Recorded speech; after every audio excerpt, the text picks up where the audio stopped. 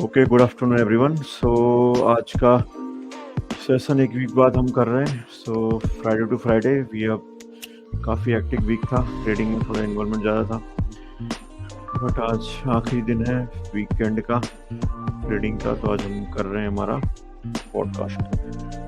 सो कैसे सुजीत भाई, कैसे हैं भाविश भाई? और बढ़िया सर। कैसे सुजीत भाई? ठीक है भाविश भाई, आपका वीक कैसा रहा ये? सर ये वीक समझो इलेक्शन के बाद तो ठीक ही रहा, क्योंकि मार्केट ने रिएक्ट ही ऐसा किया कि कुछ समझ ही नहीं आ रहा है कि क्या करना चाहिए क्या नहीं करना चाहिए। पहले नीचे जाके लो बनाया, फिर उसके भी ऊपर आ गया है मार्केट। अभी यहाँ से कैसे मूव कर सकता है वो कुछ आइडिया नहीं आ रहा है बस। ओके, ठीक है सुजीत भाई, आई थिंक आपका माइक बंद है। कैसा रहा आपका वीक? बहुत अच्छा रहा सर। बहुत अच्छा रहा। हाँ, क्योंकि एक्चुअली क्या है, गोल्ड और यूएसडी में मस्त मोमेंटम था, ट्रेडिंग अच्छा रहा है लास्ट वीक। बढ़िया, ठीक है। एक ओवरव्यू चार्ट देख लेते हैं। सबसे पहले निफ्टी का चार्ट। सो निफ्टी बेसिकली इलेक्शन के आप ये 2 कैंडल निकाल दें, ठीक है, तो उसके बाद निफ्टी का चार्ट आपको लगभग सेम फ्लो में ही नज़र आएगा। बट ये 2 कैंडल हमें अपने स्टडी में से निकालना पड़ेगा। अगर आप इन 2 कैंडल को कंसीडर करते हो तो बहुत बड़ा लो निफ्टी का दिखता है, दैट इज़ अराउंड 21 या 280 का लो, बहुत बड़ा लो दिखता है। तो यूजुअली मैं रिकमेंड करता हूँ कि ये 2 कैंडल जो हैं, ये न्यूज़ बेस्ड मार्केट था टेक्निकली उस दिन, ठीक है, आप निकालना चाहें तो इसको भी आपके कंसिडरेशन में से निकाल सकते हैं, क्योंकि ये भी न्यूज़ बेस्ड मार्केट था। यहाँ पे एग्जिट पोल्स के जो रिजल्ट आए थे, मार्केट ने मंडे को ये रिएक्शन दिया था, ये रिजल्ट डे का कैंडल है, और उसके बाद फिर जो रिकवरी आया, ठीक है।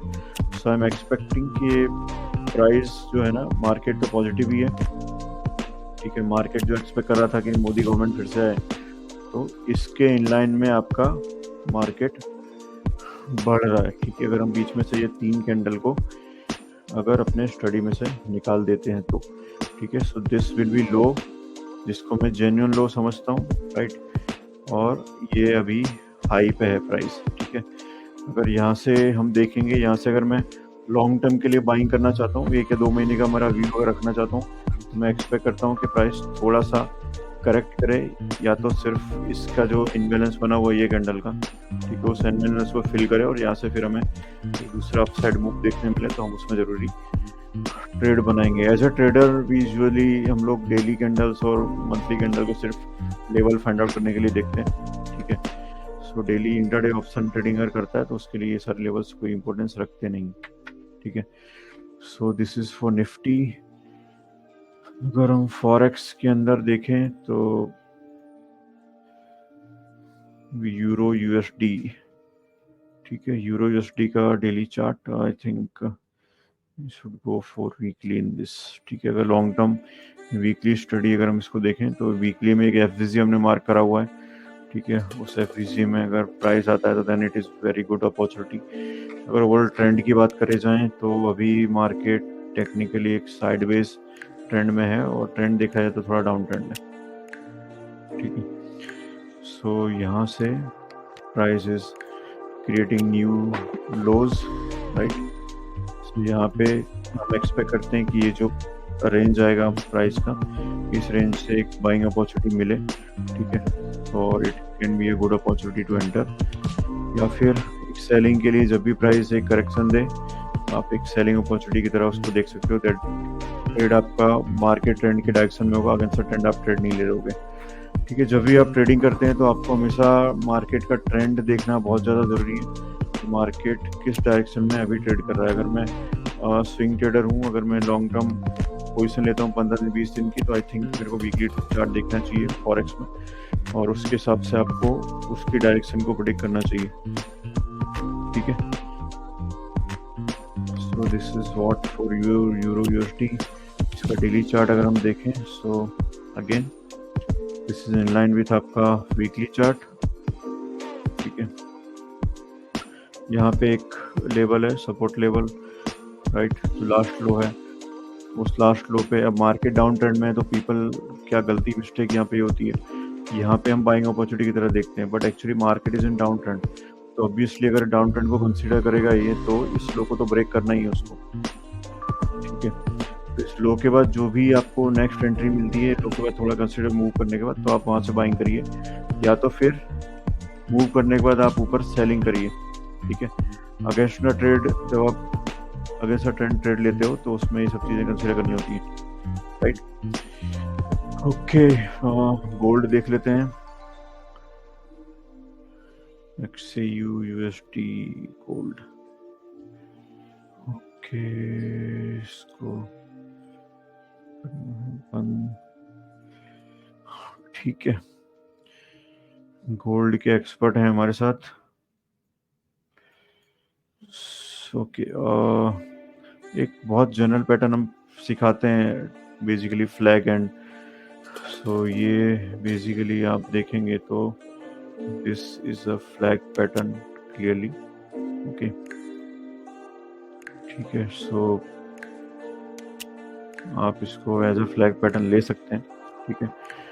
ये लो है फ्लैग का, this is can be a good buying opportunity. यहाँ से एसएल आपको इसके नीचे रखना है अगर आप टेक्निकल ट्रेडिंग करते हैं, ठीक है, राइट। एंड ये तो गोल्ड में एक बुलिश सिग्नल ही है because of flag pattern, right. अगर प्राइस इसके लो को ब्रेक करती है, ठीक है, तो हम कंसीडर कर सकते हैं, राइट, कि अगर यहाँ पे इसके लो को ब्रेक करता है प्राइस, आप जो फ्लैग पैटर्न के अंदर इसका लो अगर ब्रेक करती है, ठीक है, तो ऑब्वियसली आपको वहाँ से एग्जिट करना है। और कई बार क्या होता है कि लो को ब्रेक करके एक फेक कैंडल बनता है, यहाँ से जितने भी एसएल होंगे उनको हिट करके फिर प्राइस ऊपर मूव कर जाए, तो उस टाइप के मूव के लिए भी आपको रेडी रहना पड़ता है। तो प्लस एंड माइनस आपको नीचे एक रेशियो लेके चलना पड़ता है। कभी भी जो सपोर्ट और रेजिस्टेंस होता है वो सिंगल लाइन में नहीं होता है, it is an area.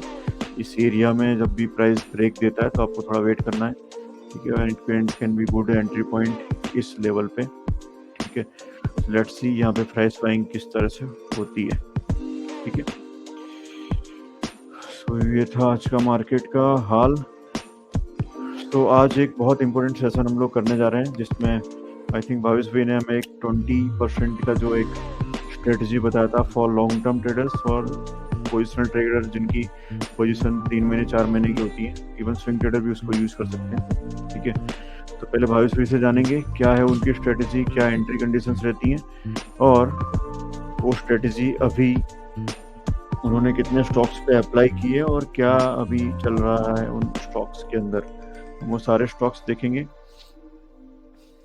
Right. Bhavesh भाई, हाँ सर। ओके, आप कंटिन्यू सर करिए। इसमें 20% की रैली बोलते हैं इसको। इसमें जी, देखने को 20% की रैली चाहिए होती है किसी भी स्टॉक्स में, जो ग्रीन कैंडल की क्लोजिंग हो डेली टाइम फ्रेम पे। उसको अगर एक बार रैली बन जाती है ना तो हम उसके लो और हाई को मार्क कर देते हैं और फिर जब ये वापस से उस रेंज में आता है लो पे, वहां पे हमारी एंट्री होती है और हाई पे हमारा एग्जिट होता है। ओके। तो लो पे आपकी एंट्री होती है और जो उसका हाई होता है उस पे आपका एग्जिट पॉइंट होता है। हाँ सर, राइट, ठीक है। हाँ सर। इसका daily chart, okay, low, so this is a low I guess around 23 May का, राइट। हाँ सर, ये 2 दिन की कैंडल है 22% की। ओके, डन, ठीक है। तो ये यहाँ पे जो सेटअप बना था एज पर योर स्टडी, यहाँ पे एक रैली हुई, ठीक है। उस रैली में जो ग्रीन कैंडल्स थी आपने रैली का लो और रैली का हाई मार्क कर लिया ग्रीन कैंडल्स में, ठीक है। जैसे ही रेड कैंडल बनी आपने उसको कंसीडर नहीं करते हैं, सिर्फ रैली के अंदर जितनी भी ग्रीन कैंडल्स हैं वो फर्स्ट ग्रीन कैंडल का लो और लास्ट ग्रीन कैंडल का हाई हमने मार्क कर लिया, ठीक है। तो आपका एंट्री पॉइंट होता है उस रैली का लो पॉइंट, यानी ये आपका एंट्री पॉइंट होगा, राइट। हाँ सर, ठीक है, नाइस।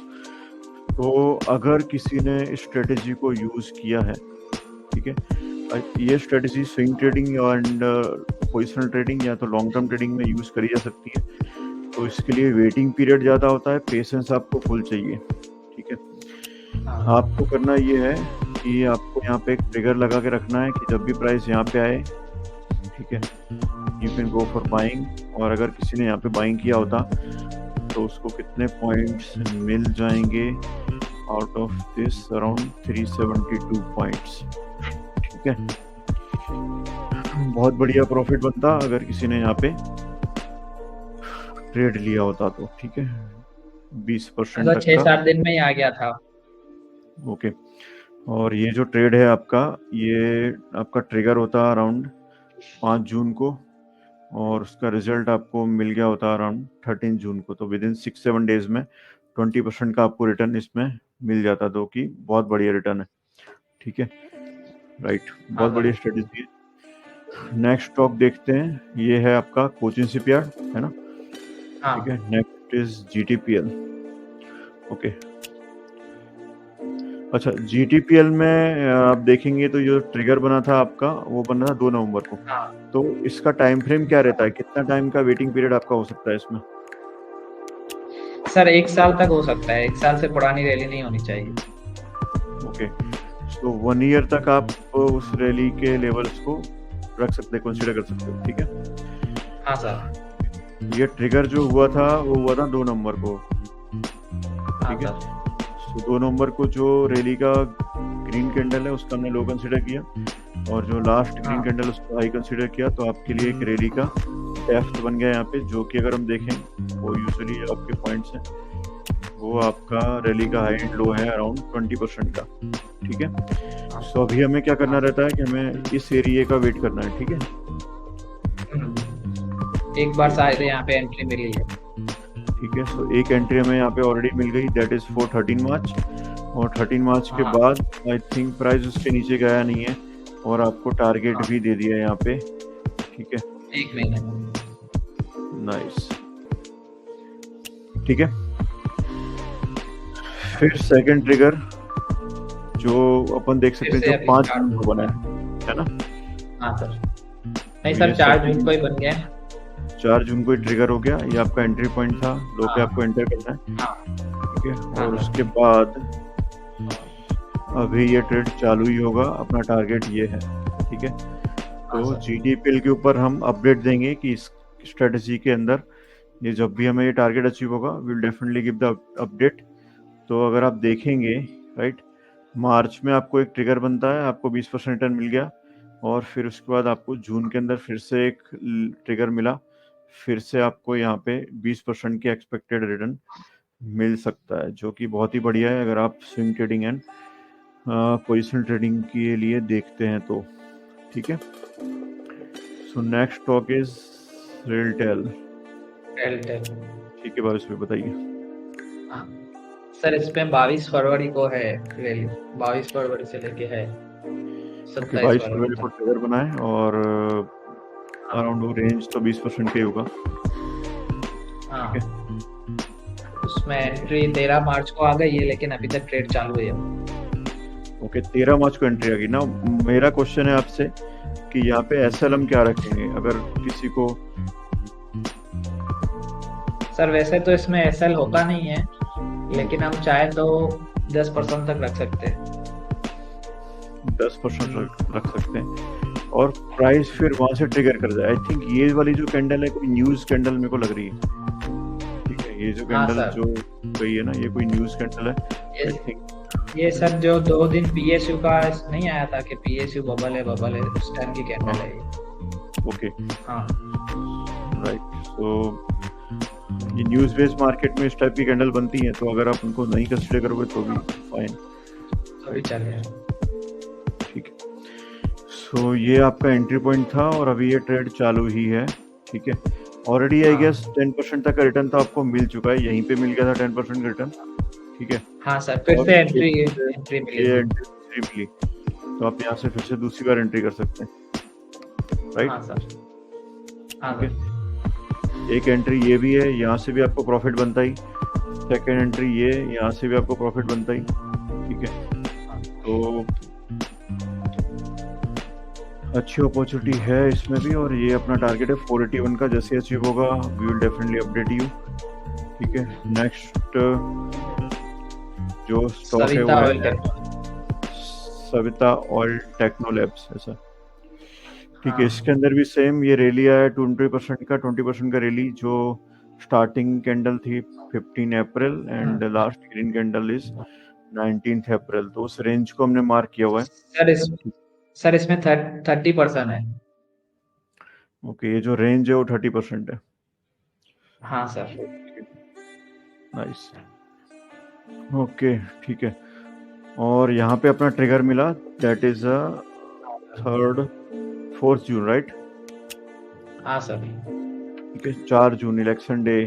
ठीक है, 4 जून को ट्रिगर मिला और यहाँ से आपको फ्रॉम दैट ट्रिगर पॉइंट अगर आपने यहाँ पे एंट्री करी होती तो ऑलरेडी आप 13% प्रॉफिट में होते। ठीक है, और हमारा एक्सपेक्टेड प्रॉफिट है अराउंड 30% का। ठीक है, और अगर इसी डायरेक्शन में कंसीडर किया तो आई गेस के नेक्स्ट 10-15 डेज में अचीव हो जाना चाहिए, राइट? हाँ सर। ठीक है, next stock is engineers India. Okay okay, so next stock is engineers India. इसमें ट्रिगर जो मिला है वो मिला है अपने को 10 मई को। ठीक है, और जो डेप्थ है उसका जो लास्ट कैंडल उसका हाई अपन को मिला है 21 मई को। ठीक है, इसकी भी रेंज आई गेस 30% से ऊपर है। Okay, this is 35% around. ठीक है, so we are expecting around 35% return in this trade. और जो कि आपको जिन लोगों ने यहाँ पे एंट्री करी है, राइट, वो ऑलरेडी प्रॉफिट में होंगे और वो प्रॉफिट होगा अराउंड 25-26% का। ठीक है, और अभी और हम 9 से 10% का प्रॉफिट एक्सपेक्ट कर सकते हैं इस ट्रेड में। ठीक है, बहुत बढ़िया ट्रेड बना। ठीक है, next stock is GMR infra. बस भाई। हाँ सर, इसमें सर 1 फरवरी को थी एक रैली 20% की, 1 फरवरी से। 1 फरवरी से, और दैट इज 7 फरवरी। ओके, हाँ, अगर हम फिर एक बार यहाँ पे एंट्री बनी है 13 मार्च को। सो एक एंट्री आपकी बनी यहाँ पे 13 मार्च को। हाँ। अगर आपने एंट्री ली होती 20% का आपने प्रॉफिट कमा लिया होता। फिर सेकंड एंट्री बनी आपकी 4 जून को, जिसमें 4 फिर जून से को। आपने 20% प्रॉफिट कमा लिया होता। बहुत बढ़िया सेटअप है फ्रैंकली। ओके, सो इसी स्टॉक में आपको अराउंड 40% का रिटर्न अभी तक मिल गया होता है, गैस है ना? हाँ सर, लेकिन अपना टारगेट आ गया था ना, आप प्रॉफिट बुक कर सकते हैं। हाँ, मतलब यहाँ पे आपने 2 बार, एक बार यहाँ पे आपने प्रॉफिट बुक किया, री एंट्री आपको वहीं करनी है, हाँ, और एक फिर बार से यहाँ पे। 2 बार, तो हाँ sir. which is good setup. Then PFC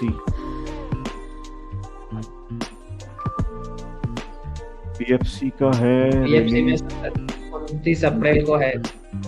okay, 29 से 3 मई, और जो एंट्री, इसमें भी 2 एंट्री लेवल आपको मिले। ठीक है, हाँ सर। एक एंट्री आपको मिला है 13 मई को। ठीक है, 13 मई को अगर आपने एंट्री की होती तो आपको अराउंड 19-20% का रिटर्न मिल चुका होता अभी तक। और फिर से ये जो आपका रिजल्ट है इलेक्शन डे था, उसमें अगर आपने फिर से री एंट्री करी होती इस जोन पे तो आपको फिर से एक 20% का प्रॉफिट बन सकता था यहाँ से, राइट? हाँ सर। ठीक है, अभी जो मैं पैटर्न फॉलो कर रहा हूँ कि लगभग इस सेटअप में काफ़ी सारे स्टॉक्स में हमें री एंट्री 4 जून को मिली है फिर से। तो उस दिन जो निफ्टी या जो अपने इंडेक्सेस डाउन गए थे, या टोटल ओवरऑल मार्केट जो डाउन गया था, वो कहीं ना कहीं एक इम्पोर्टेंट जोन तक डाउन गया था और फिर वहाँ से रिकवर कर गया। ठीक है, ये पैटर्न मैं प्रिडिक्ट कर पाया हूँ अभी। ठीक है, और वो re entry because of election result आपको मिला है यहाँ पे। आई गेस के वो इलेक्शन का रिजल्ट नहीं होता तो ये शायद कंटिन्यू करता है इसकी रैली, है ना? हाँ सर, सही बात है, सही बात है। ठीक है, नेक्स्ट इज आइडिया। आइडिया में सर 22 अप्रैल को है, 22-23 अप्रैल 22-23 अप्रैल को यहाँ पे। ठीक है, ओके, सो ये जो ग्रीन कैंडल बनी है ये आई थिंक यहाँ पे ओपन हुआ है आइडिया। सर तो ये ये सर इसको काउंट नहीं कर सर इसको काउंट नहीं कर सकते, क्योंकि इसका रीजन ये था ना कि जो इसकी लिस्टिंग हुई थी ना ओपर फॉर सेल की, ओके ओके हाँ ये वो दिन की है, तो इसमें डिफरेंस ही बहुत बड़ा था, 1 रुपए का तो डिफरेंस था बाय सेल की कैंडल। ठीक है। सो ये न्यूज़ बेस कैंडल है, न्यूज़ बेस कैंडल को हमें निकाल देना है। तो आपका एंट्री इसमें जो बनता है दैट इज ऑन 7th मई, है ना? हाँ तो सर, 7th हाँ मई को सर। अगर आपने ट्रेड लिया होता तो आपने प्रॉफिट बना लिया होता, और प्रॉफिट आपका होता, अगर हम यहाँ से रेंज कंसीडर करें इसकी, तो अराउंड 22% का प्रॉफिट आपको यहाँ से होता। ठीक है। सेकेंड एंट्री अगेन जो इलेक्शन डे था, अगेन हमारा लो जो हमने मार्क किया था, प्राइस वहाँ तक आई और वहाँ से एंट्री। तो अगर आपने यहाँ पे ट्रेड डाल के रखा है, जैसे ज़ेरोधा के अंदर हमारे पास ऑप्शन होता है, ठीक है, तो जीटीटी ऑर्डर आप डाल सकते हैं ज़ेरोधा में, प्राइस डाल के, और ऑर्डर आपके लॉन्ग टर्म पे चलता है। तो ये प्राइस पे आके अगर वो ऑर्डर ट्रिगर होता तो आपको फिर से यहाँ पे 19% का प्रॉफिट हो जाता, राइट? बहुत बढ़िया।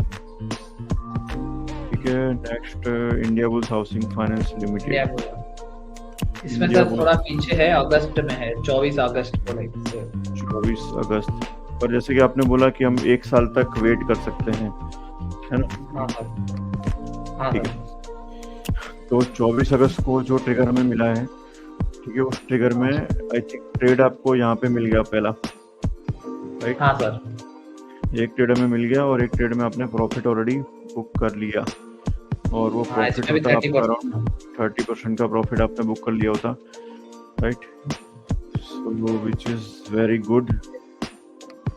ठीक है, अगर हम देखें यहाँ से यहाँ तक, ओके, 24 दिन है, अराउंड 24 दिन के अंदर आपको ये प्रॉफिट मिल गया होता।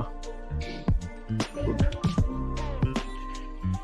ठीक है, second entry again that is 4th June. Election day के। ओके, तो अगर किसी ने स्ट्रेटेजी अप्लाई करी होती इलेक्शन के टाइम पे, तो बहुत सारी री एंट्री मिली है, और सारे स्टॉक्स एग्जैक्ट उसी लेवल से रिकवर करें जो लास्ट रैली का लो था, ठीक है, जो कि बहुत बढ़िया। सो इसमें भी ऑलरेडी आप लिया है टारगेट। ऑलरेडी आपने यहाँ पे प्रॉफिट बुक करने जैसा ही है, आप ऑलरेडी काफी पास में ही हाँ हैं। सर, कर सकते हैं। और ये प्रॉफिट भी आपका है अराउंड 28-29% का, which is very good. Okay, बहुत बढ़िया सेटअप है। ठीक है, 7-8 दिन में अगर 28-30% होता है, ठीक है, 1 शेयर का investment will give you around 30 lakh profit. ठीक है, which is very good. Okay, Paytm sir, Paytm में सर 14 मार्च से है एक रैली। ओके, 14 मार्च से ये रैली थी, ये रैली हमने काउंट करी हुई है। फिर उसके बाद आपने यहाँ पे उसको ट्रिगर, आपको पॉइंट मिला, आप यहाँ पे एंटर करते, और आई थिंक टारगेट मिल गया इसमें ना। हाँ सर, मिल गया टारगेट। बढ़िया, इसमें भी अराउंड 30% का टारगेट मिला है। बढ़िया। Next is ABB. एबीबी का जो सबसे इंटरेस्टिंग इसमें ही है सर, वो एक ही दिन में आ गया था एंट्री पॉइंट पे, देखो। ओके,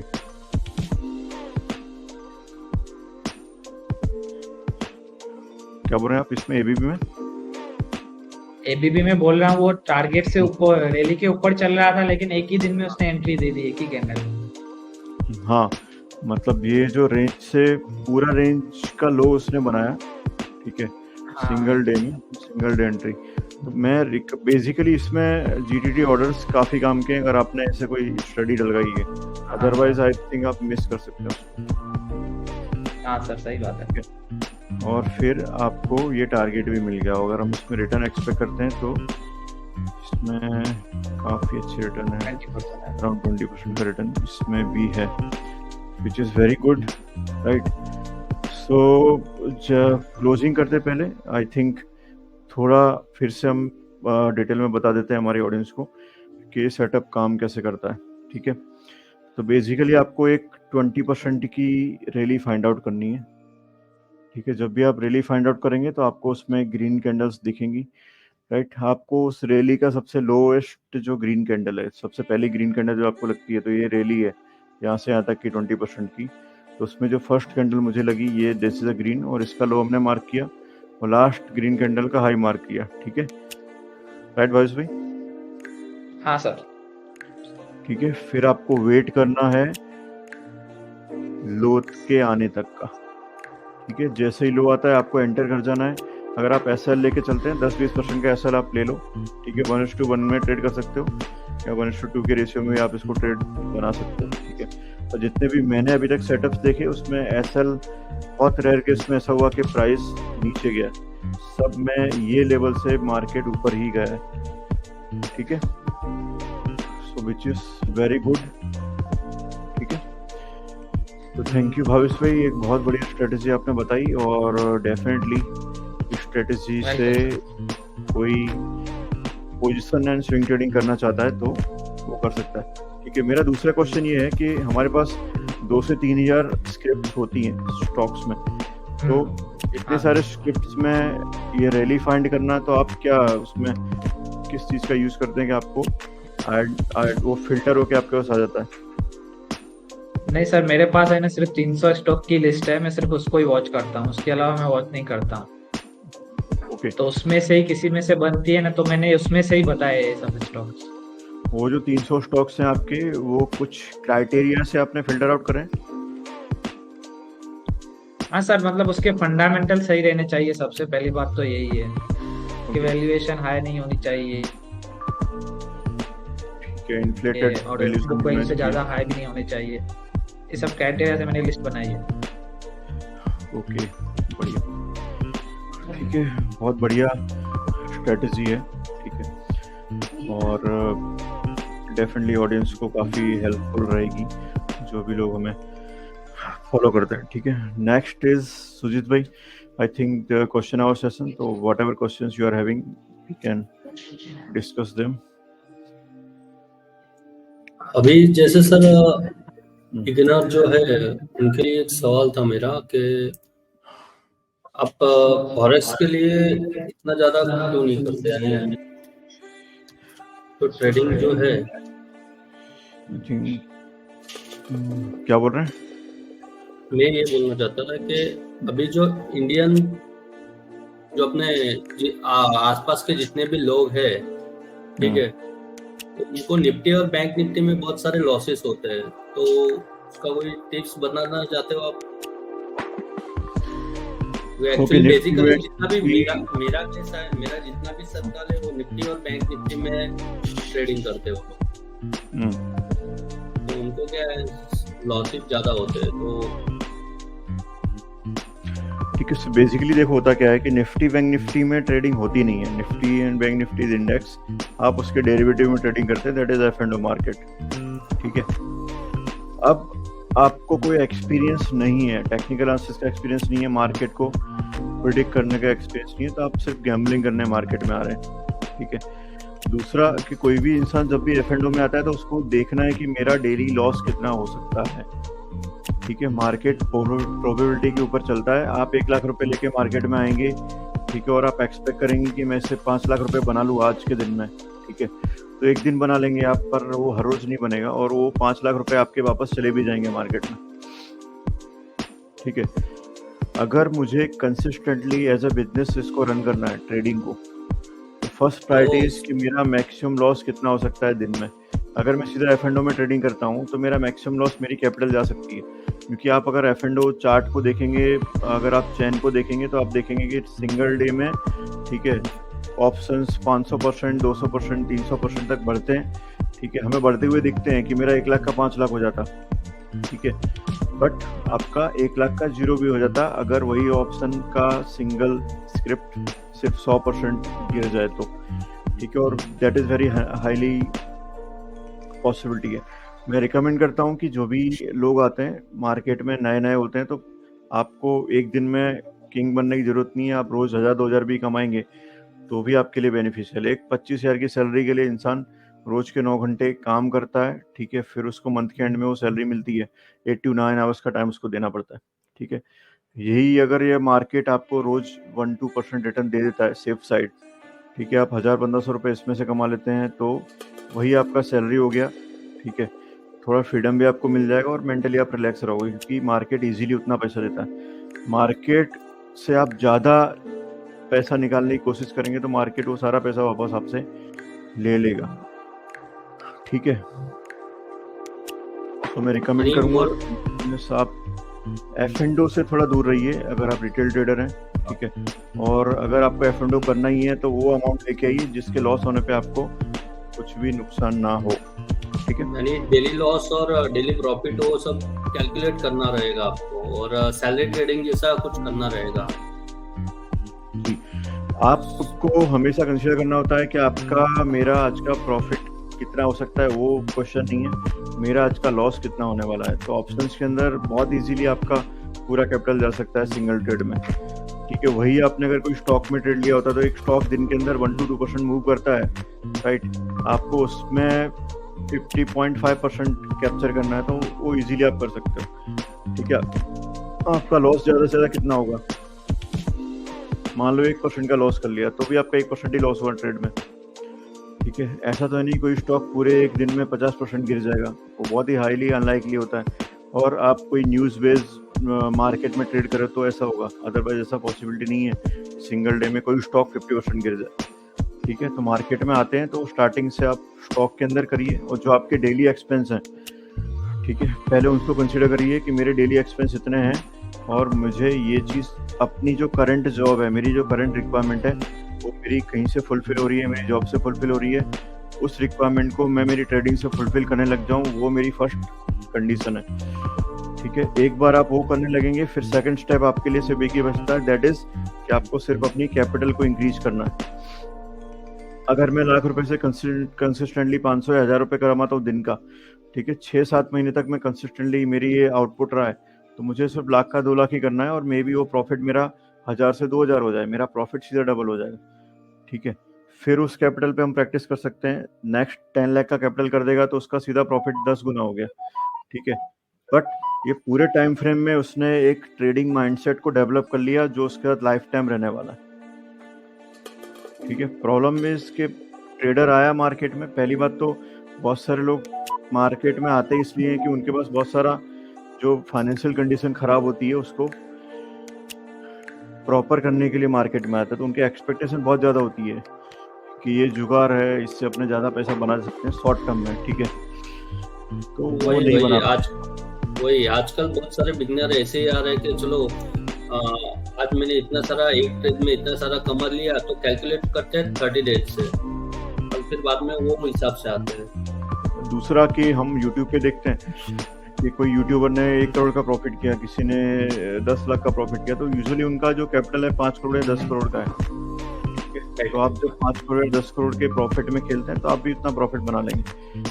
ओनली ऑब्जेक्टिव इज कि आपको मार्केट में आने के बाद एक माइंडसेट क्रिएट करना है, मार्केट को समझना है और कंसिस्टेंट इनकम करने की कोशिश करनी है कि आप एक ऐसी एक्टिविटी करें कि मार्केट से आप हर रोज 500-1000 रुपये भी कमाने लगें। जब आप वो कर लेंगे तो आपको फिर सिर्फ कैपिटल ही बढ़ाना होता है, आपकी इनकम में ऑटोमेटिकली इजाफा हो जाएगा।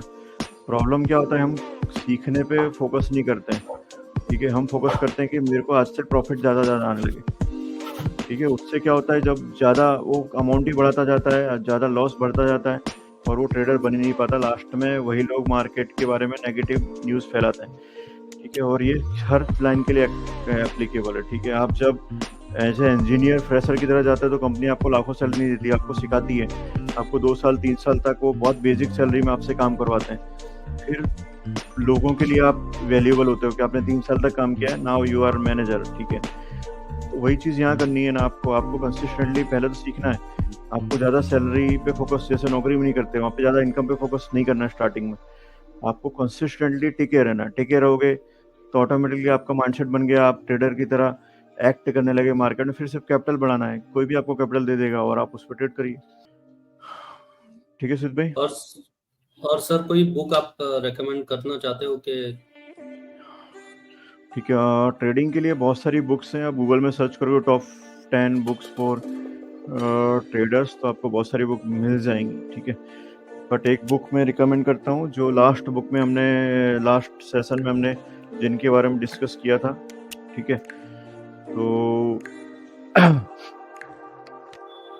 उस बुक को आप पढ़िए। टेक्निकल एनालिसिस आपको सीखनी है तो एक सीक्रेट्स ऑफ पिवट बॉस करके है, ठीक है, जिसको हम ज़्यादा फॉलो करता हूँ, जिसको मैं पर्सनली बहुत ज़्यादा फॉलो करता हूँ।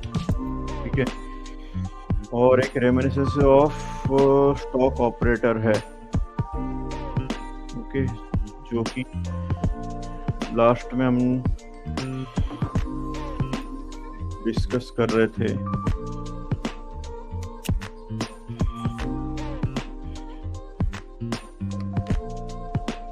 Okay, reminiscences of stock operator, आप उसको पढ़िए। ठीक है, उसके अलावा आई थिंक ये दो बुक फिलहाल के लिए बहुत बढ़िया है, और काफ़ी सारे लोगों ने अपनी अपनी स्ट्रेटजी को समझाया। टेक्निकल एनालिसिस पे बहुत सारी बुक आपको मिल जाएंगी। ठीक है, पर यूजुअली मैं रिकमेंड करता हूँ आप किसी ट्रेडर की बायोग्राफी पढ़िए। ठीक है, तो ट्रेडर की बायोग्राफी जब आप पढ़ेंगे तो आपको उसने किस किस फेस में उसकी ट्रेडिंग की जर्नी रही है वो आपको सीखने मिलेगी। ठीक है, सेटअप्स तो बहुत सारे हैं, कोई भी बुक में आपको सेटअप नहीं मिलने वाला। ठीक है, कोई भी ऐसी चीज़ नहीं मिलने वाली, जड़ी बूटी नहीं मिलने वाली कि भाई ये मिल गया मतलब आज में मार्केट में मैं अमर हो जाऊंगा, ऐसा नहीं है। ठीक है, बड़े से बड़ा ट्रेडर लॉस करता है, तो वो माइंडसेट से हमें ट्रेडिंग करनी होती है। बट आई थिंक अगर आपको टेक्निकल एनालिसिस सीखनी है तो टेक्निकल एनालिसिस और लेवल्स वाला ट्रेडिंग करना है, प्राइस एक्शन ट्रेडिंग करना है, तो सीक्रेट्स ऑफ पिवट बॉस आप उसको रीड करिए। और अगर आपको एक ट्रेडर की जर्नी अंडरस्टैंड करनी है, ठीक है, तो रेमिनिसेंस ऑफ स्टॉक ऑपरेटर को पढ़िए। ठीक है, और रेगुलरली हम अपडेट करते रहेंगे और भी बुक्स। ठीक है, एनी मोर क्वेश्चंस सुजीत भाई? No sir. ठीक है, ठीक है भावेश भाई, आपको कोई क्वेश्चंस? सर मेरा एक दो क्वेश्चंस है कि अभी जैसे अभी नेक्स्ट मंथ में बजट आने वाला है, जी, तो अभी आपके हिसाब से बजट कैसा रह सकता है? क्योंकि बीजेपी को थोड़ा झटका भी लगा है, उस हिसाब से अभी बजट कैसा रह सकता है सर? ठीक है, जनरली मैं बोलूँ कि बीजेपी कुछ जैसे ये इलेक्शन के पहले ही बीजेपी को ये पता था कि हम आने वाले हैं वापस। ठीक है, तो मैं ज़्यादा चीज़ें एक्सपेक्ट नहीं करता हूँ इस बजट से, क्योंकि कुछ चेंज नहीं आया है। ठीक है, जो गवर्नमेंट ऑलरेडी एक्सपेक्ट कर रही थी वही गवर्नमेंट आई है, और जो निर्मला सीतारमन थे वही हमारे फाइनेंस मिनिस्टर बने। तो टेक्निकली जो फाइनेंस मिनिस्ट्री जिस लाइन में काम कर रही थी, ठीक है, आई थिंक वो लोग उसी चीज़ को कंटिन्यू करेंगे। ठीक है, दूसरी चीज़ ऐसा है कि जो अभी तक जो आंकड़े निकल के आए हैं, ठीक है, इलेक्शन के बारे में जो रिसर्च वगैरह निकल के आई है, तो उसमें ऐसा है कि कहीं ना कहीं बीजेपी को झटका ये लगा कि अब की बार 400 पार का जो उन्होंने नारा दिया, तो उससे जो विपक्ष था उसकी जो मार्केटिंग हुई, अगर ये 400 पार चले जाएंगे तो ये लोग खत्म कर देंगे इलेक्शन को, और ये लोग खत्म कर देंगे आरक्षण को। ठीक है, तो इस 2 पॉइंट के ऊपर पूरी जो ओपोजिशन थी उन्होंने इलेक्शन लड़ा। ठीक है, तो कहीं ना कहीं बीजेपी ने खुद के एक नारे के कारण थोड़ा बहुत लॉस किया, तो उसमें जो लॉस उनको हुआ SC सीट्स थी, जहाँ पे SC ST के उनको सीट अच्छे मिले, मतलब वहाँ से वोटिंग अच्छी हुई, पर SC में अराउंड 30% लोगों ने जिन्होंने वोट किया था शेड्यूल कास्ट में से, उसमें 30% डिक्लाइन आपको देखने मिला।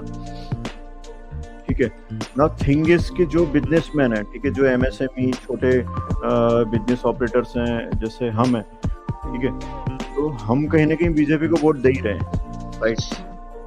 सो बीजेपी भी कहीं ना कहीं हमें एज ए ग्रांटेड ही लेती है, राइट, जैसा मुझे लगता है कि यहाँ से तो मुझे वोट मिलने ही वाले हैं। जो सिटीज में रहने वाले लोग हैं, ठीक है, जो पढ़े लिखे लोग हैं, जो एजुकेटेड लोग हैं, वो कहीं ना कहीं बीजेपी को, बेसिकली आपके पास 10 खराब ऑप्शन हैं तो आप उसमें से एक अच्छा ऑप्शन चूज कर लेते हो, आपके पास और कोई ऑप्शन नहीं है।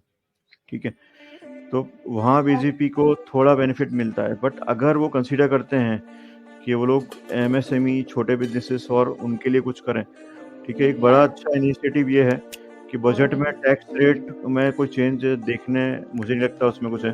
हाँ, क्रिप्टो का जो टैक्स है और जो ट्रेडर के ऊपर जो हम उन्होंने ट्रेडिंग में जो टैक्स लगा रखा है, ठीक है, हाँ, मैं एक्सपेक्ट करता हूँ कि उसको थोड़ा वो रिड्यूस करें, ठीक है, क्योंकि उसके कारण काफ़ी सारी चीज़ें प्रॉब्लमेटिक हो रही हैं, ठीक है, आपके टर्नओवर पे, आपके लॉन्ग टर्म कैपिटल गेन पे, शॉर्ट टर्म कैपिटल उन्होंने टैक्स लगा रखे हैं, तो कुछ ना कुछ मैं एक्सपेक्ट करता हूँ कि वो कम होगा, ठीक है। दूसरी चीज़ के एज ए मार्केट, सो वो भी रिजल्ट बजट का जो दे रहे हैं ना, वो भी एक न्यूज़ बेस्ड मार्केट होगा उस टाइम पे, ठीक है, तो अभी Yes, से sir. पोजीशंस बननी स्टार्ट होंगी, उस दिन पॉजिटिव और नेगेटिव मार्केट रिएक्ट करेगा उसके साथ, ठीक है। अभी क्या होता है कि अभी मार्केट ऑलरेडी जो एक्सपेक्टेड मूवमेंट होता है ना, ठीक है, अभी मान लो कोई कंपनी कोई अपना रिजल्ट डिक्लेयर करने वाली है 1 महीने बाद, राइट, और उसका एक एक्सपेक्टेड आंकड़ा आया था कि ये कंपनी ने ये क्वार्टर में या ये एनुअल इतना किया है, ठीक है, तो लोग ऑलरेडी उसमें पोजीशन बना लेंगे 1 महीने पहले से ही, रिजल्ट डिक्लेयर होने से पहले ही, ठीक है, तो प्राइस तो ऑटोमेटिकली उतना रिएक्ट कर जाएगी जितना उसको रिजल्ट के बाद रिएक्ट करना था। होता क्या है, जैसे ही कोई आंकड़े डिक्लेयर होते हैं उसके बाद मार्केट रिएक्ट करता है कि हमारे एक्सपेक्टेशन जितना आंकड़ा आया, ठीक है, तो वहाँ पे रहेगा, तो भी जिन लोगों ने 1 महीने पहले पोजीशन बने एग्जिट करेंगे तो भी उसको गिरना है, ठीक है, राइट। अगर Yes. आंकड़े एक्सपेक्टेड आंकड़े से कम आते हैं तो फिर सभी लोग एग्जिट करेंगे, ठीक है, तो भी उसको गिरना है, राइट। तो होता यही है कि प्राइस आप ऑटोमेटिकली अगर पॉजिटिव सेंटीमेंट है किसी कंपनी के लिए तो अभी से बढ़ना स्टार्ट हो जाएंगे, ठीक है, और जिस दिन रिजल्ट डिक्लेयर होगा ना उस दिन वो करेक्शन आएगा उसमें, ठीक है, फिर करेक्शन के बाद fresh buying and fresh buying के बाद वो ऊपर जाएगा। सेम चीज़ मैं रिजल्ट में एक्सपेक्ट करता हूँ कि निर्मला सीतारमन थोड़ी पॉलिसीज लाएं, ठीक है, कंपनी सेंट्रिक। सबसे बड़ा प्रॉब्लम है इंडिया में फाइनेंस का, जो छोटे बिजनेस ओनर्स हैं आज भी फाइनेंस के लिए स्ट्रगल करते हैं, ठीक है, देयर इज़ नो मेथड के उनको इजी फाइनेंस मिल सके, ठीक है, गवर्नमेंट अपने हिसाब से बहुत सारी पॉलिसीज लेके आ रही हैं और उन पॉलिसीज में भी प्रॉब्लम है, ठीक है, फेक लोग लोन ले रहे हैं और जो लोग लोन डिजर्व करते हैं, मुद्रा लोन हो गई, ठीक है, तो उन लोगों को लोन नहीं मिलती, तो ये सारी चीज़ों पे गवर्नमेंट को फोकस करना रहेगा। आई होप गवर्नमेंट कुछ चीज़ें लेके आती है जिससे ओवरऑल मार्केट को बेनिफिट मिले, ठीक है। थैंक यू भाई भाई। इसके अलावा ओके, इसके अलावा सर एक आरबीआई का पॉसिबिलिटी है कि रेट कट हो सकता है, तो उसका मार्केट पे क्या इफेक्ट आ सकता है? रेपो रेट, हाँ सर। ठीक है, सो रेपो रेट के लिए बोलूँगा बेसिकली क्या होता है कि आरबीआई अगर रेपो रेट कम करती है, ठीक है, इट मीन्स कि बैंक्स को जो पैसा मिलता है वो कम रेट पे मिलेगा और बैंक लोन ज़्यादा देंगी सामने, प्लस जो रेट अभी चल रहे हैं फ्लोटिंग इंटरेस्ट रेट होता है ना, उसमें भी गिरावट आती है, तो लोगों के लिए पैसा लेना सस्ता हो जाता है। जब भी पैसा लेना सस्ता होता है तो हमारी इकोनॉमी में पैसा ज़्यादा डाला जाएगा, और जब भी पैसा ज़्यादा डाला जाएगा इट मीन्स इन्फ्लेशन बढ़ेगा। दैट इज सिंपल फंडा, ठीक है, कि मान लो कि आपके पास एक घर है और वो 1 करोड़ का है और आपके पास 100 लोग हैं जो सारे के सारे करोड़पति हैं, तो हर बंदा वो घर अफोर्ड कर सकता है, तो ऑब्वियसली वो घर भले 1 CR का है, पर जब बिकेगा तो it can sell up to 5 to 10 CR, क्योंकि सप्लाई एंड डिमांड बहुत है उसमें, ठीक है, घर एक ही है और डिमांड 100 लोग कर रहे हैं, तो जब भी ऐसा होता है, ठीक है, जब भी रेट वगैरह कम होते हैं, राइट, इकोनॉमी को बूस्ट मिलता है, पैसा फ्लो हो जाता है, लोगों की परचेसिंग पावर बढ़ती है, तो वो सारे फैक्टर्स अफेक्ट करते हैं ओवरऑल, और हाँ, इन्फ्लेशन बढ़ता है बिकॉज ऑफ काफ़ी ज़्यादा सप्लाई एंड डिमांड का जो गैप है वो कम हो जाता है, ठीक है। ओके सर, ठीक है, थैंक यू, मिलते हैं। Thank you sir. वेलकम।